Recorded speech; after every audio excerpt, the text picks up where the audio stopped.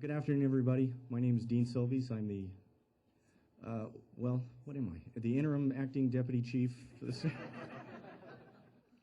I think that'll get worked out here in a little bit.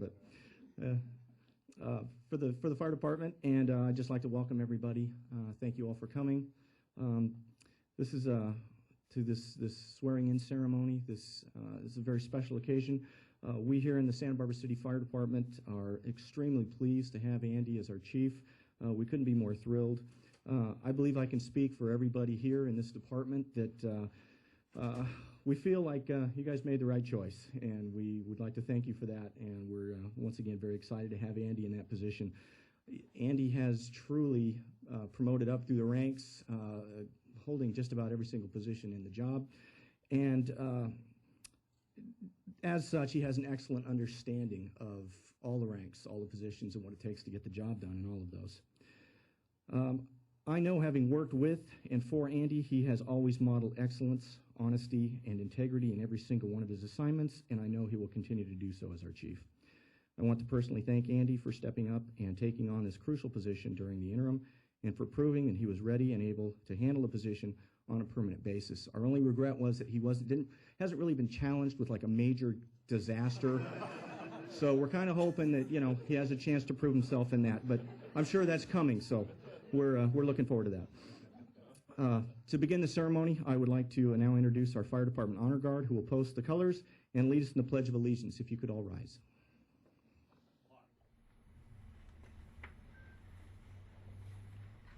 Color guard. Hold.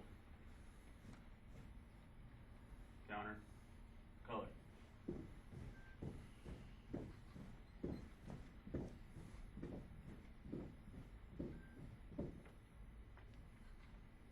Color guard. Uniform personnel. Present.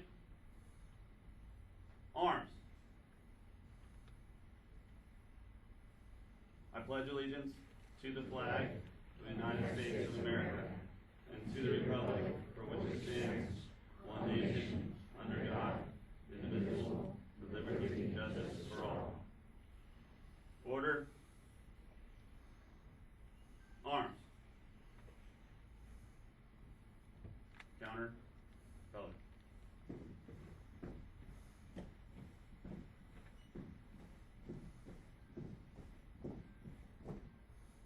Flags. Forward.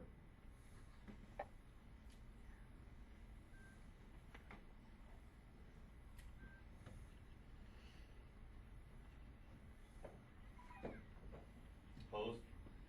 Color.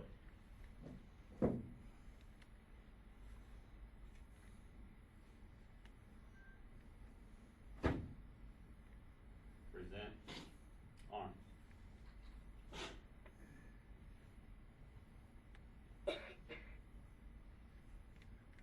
Order. Arms.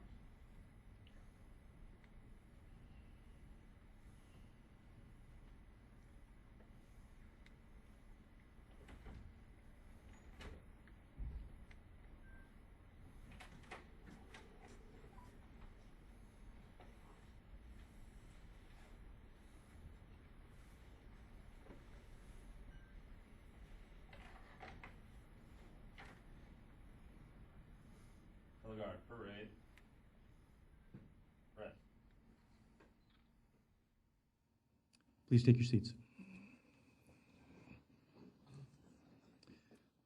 Just as a quick reminder, if everybody could please put their pagers on silent, cell phones on vibrate, and phasers on stun. We would appreciate that. I would like to take a moment and recognize the people who have taken the time out of their busy schedules to be here to support Andy in this event. Mayor Bloom, Council Members Horton, Falcone, Mayor-elect Schneider, City Administrator Jim Armstrong, Assistant City Administrator for the next 2 weeks, Joan Kent, Andy's family. I know it means the world to him having you guys here. Chief Sanchez was nice enough to come. Thank you very much. And of course, the people that make this department run, the men and women of the Santa Barbara City Fire Department. Thank you guys for being here. I would like now to introduce Jim Armstrong. He has some few words to say.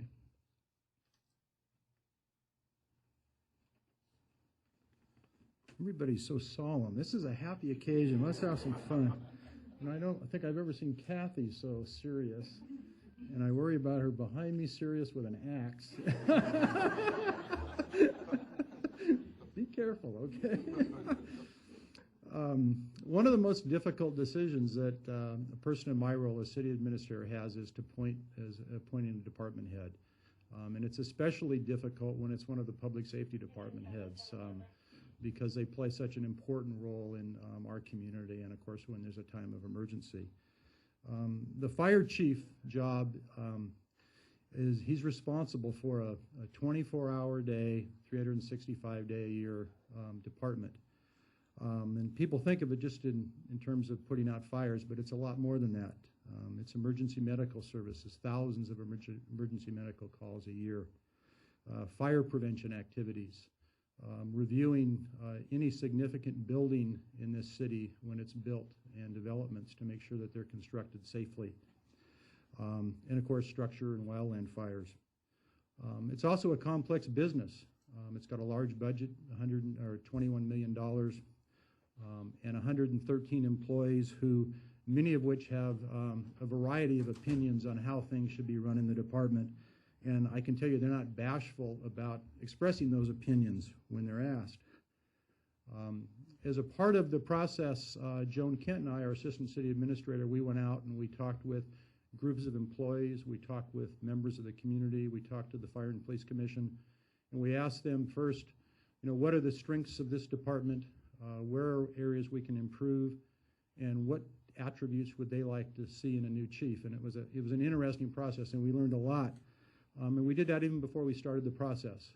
Then we went out and we conducted a national recruitment, and we had candidates from throughout the United States apply for this job. And we narrowed it down, and we then subjected them to a torturous interview process with two panels we had technical experts, we had community members, we had fellow department heads, we also had members of the fire union on those panels. And then after that, Joan Kent and I subjected the final finalists to, 3.5 hours, Andy? 4. Time just flies when you're having a good time. And then, as I recall, we brought you back for 2 more hours. So it truly was a long process, and I'm happy to say that we picked the very best. And it wasn't just because Andy's been here, but he truly is, I think, the very best candidate for this job. I know many of you have worked with Andy over the years, but I wanted to give you a little background information on how he rose up the fire ladder to his current position. That's a pun, fire ladder. Okay. Marcella, would you explain that to the chief of police? Andy grew up in the Los Angeles area in the South Bay, a few blocks from Pat McElroy. He is a proud graduate of South Torrance High School. He's a Spartan in Torrance. That's right. And then went on to graduate from UCSB with majors in English and film science in 1977. He started his fires career with the U.S. Forest Service. I think you saw some of the photos. As a very young man, he served, as a forestry technician, engineer, and an assistant helitack foreman, whatever that is. I assume it has to do with flying on helicopters. And of course, that gave him experience with wildland fires and some of the most difficult fires we obviously face. He joined the Santa Barbara Fire Department in 1980, which was a year before Amber Henderson was born, I think. Is that right, Amber? Did I get that right? And he received promotions quickly to fire engineer in 1985 and fire captain in 1991. As a fire captain, one of his early achievements was the development of the department's urban search and rescue program. He's been recognized as Firefighter of the Year in 1991, 1995, and in 2000. In 2001, Andy was promoted once again to the position of Fire Battalion Chief. And as Fire Battalion Chief, he's managed the daily operations of the department and a platoon of 29 firefighters. When former Chief Warner McGrew retired in 2005, Andy served as the interim Deputy Fire Chief for 9 months under Mitch. Where's Mitch? Way in the back. We're glad to have Mitch here. Over the course of 35 years, Andy has fought numerous wildfires in our region, including the Sycamore Canyon Fire in '77, Honda Canyon in '78, Eagle Canyon, Painted Cave, and most recently the Zaka, the Gap, and the T-Fire. I especially want to note, and it was mentioned previously, Andy's role in the Jesucita Fire in May. Andy had been the interim chief for 3 days and did a tremendous job of representing and leading the department during a really difficult time. His ability to describe the situation in very few words gained him media attention, not just in California, but throughout the United States. And I know when I saw him on the McNeil Lehrer Hour, you'd made the big time, Andy. Andy and his family live in the Santa Barbara area. I'll let Andy introduce his family to you again. But Andy, I think, is known by all of us as somebody with tremendous integrity, a sense of fairness. He's a very quick study. He's got a great work ethic, and I'm confident he'll be an outstanding chief for our department. So congratulations, Andy.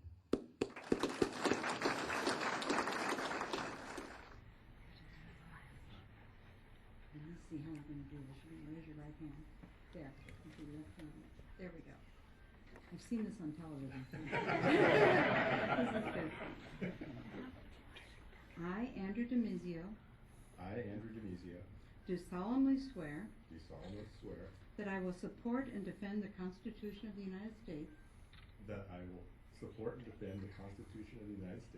and the Constitution of the State of California against all enemies, foreign and domestic, that I will bear true faith and allegiance to the Constitution of the United States and the Constitution of the State of California, that I take this obligation freely without any mental reservation or purpose of evasion,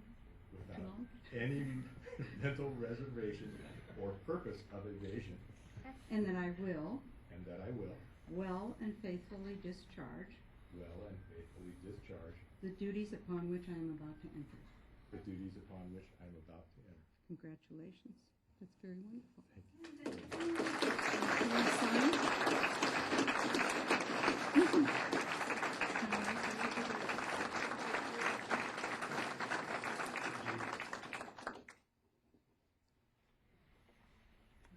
This is like when you get married, you have to sign your license.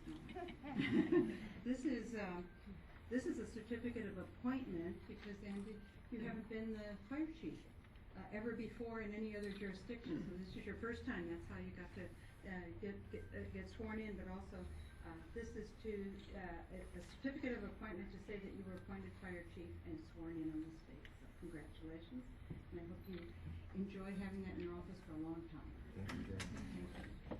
Good. And then you're going to get to introduce your family.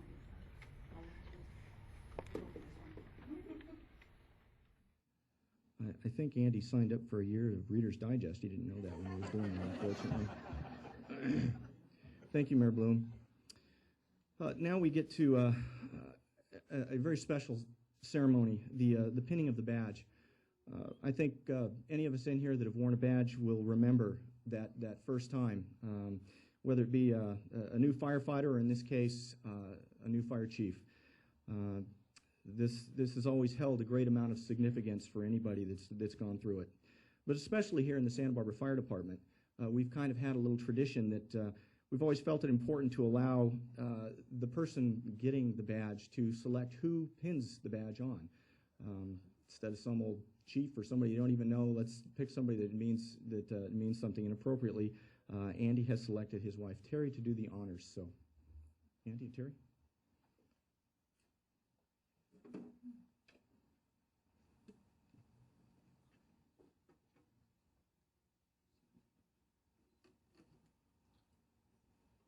Proud of you, babe.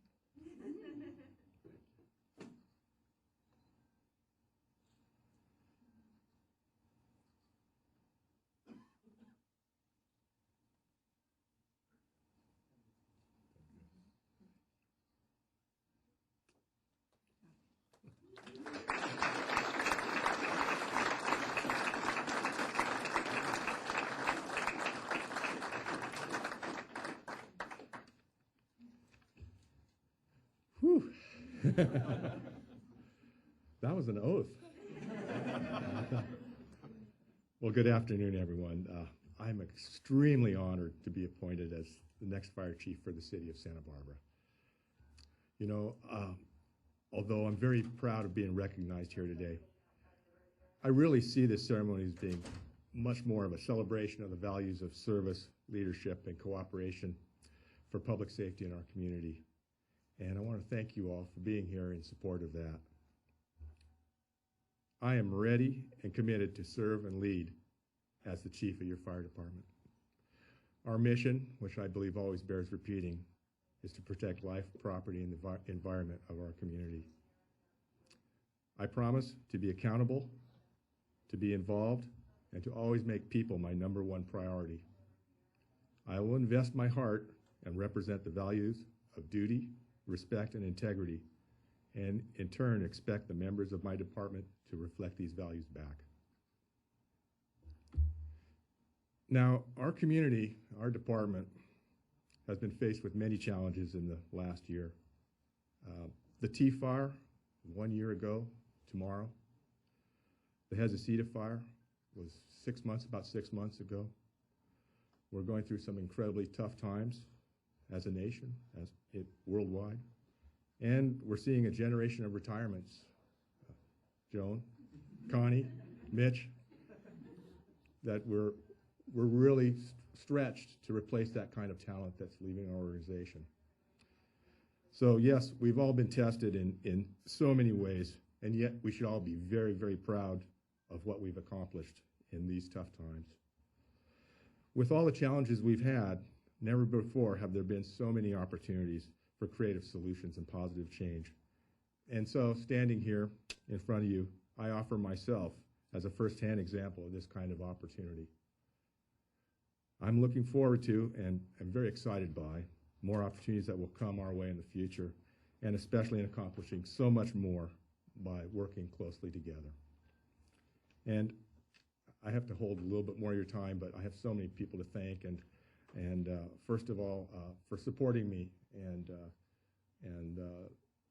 the support I've gotten throughout the community in our department, from my family members, has been the most rewarding and wonderful thing about this whole appointment.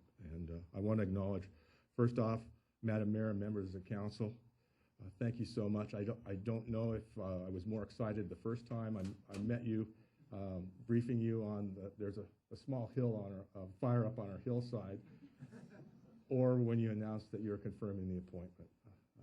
So thank you so much. To the members of the Police and Fire Commission, they've always been supportive and huge advocates of public safety.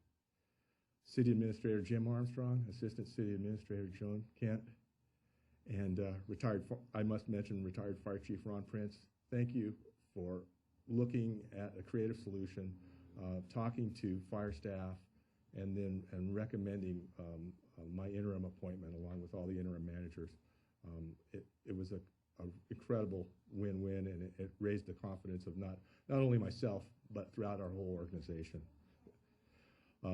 To all of my fellow members of the city executive management team, thank you for all your support. You guys took me in.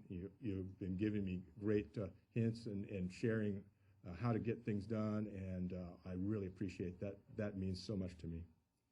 To all our fire staff who said we could do it, and then stepping up big time, right on, guys, especially to Dean Silvies.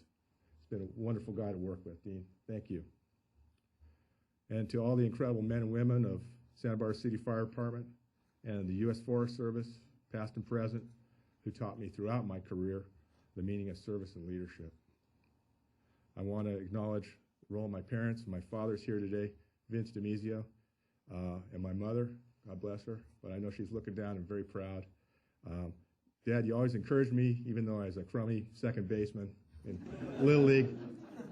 You kept telling me to stay with it, and I've tried. Thank you, Dad. To my family, my kids, Marcus, Anthony, and Jessica, who I love so much. And you guys sacrificed so many weeks and holidays so that I could do my duty. Thank you. Most of all, to my wonderful wife, Terry, without whose unconditional love and rock-solid support, I would not be here today. I love you, Terry. Thank you, everyone.